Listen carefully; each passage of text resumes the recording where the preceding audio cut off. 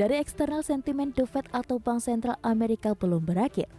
Bank Sentral Amerika Serikat atau The Fed mengumumkan kenaikan suku bunga acuan belum akan berhenti hingga inflasi terkendali.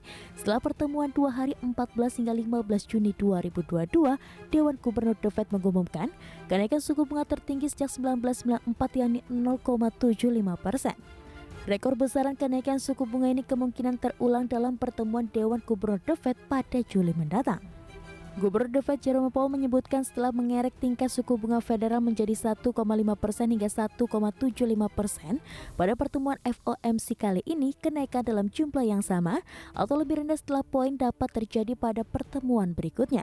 Dengan kata lain, Powell kembali mengisyaratkan kenaikan suku bunga The Fed sebesar 0,5% hingga 0,75% pada Juli 2022 mendatang dan mengerek tingkat suku bunga federal dari 2% hingga 2,5%.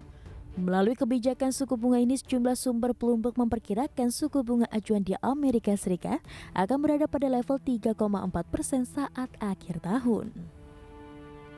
Langkah menaikkan suku bunga ini sebagai perlawanan bank sentral atas lonjakan inflasi di Amerika Serikat setelah menembus level tertinggi dalam 40 tahun terakhir. The Fed menyampaikan komitmen membawa inflasi di Amerika kembali ke level 2%.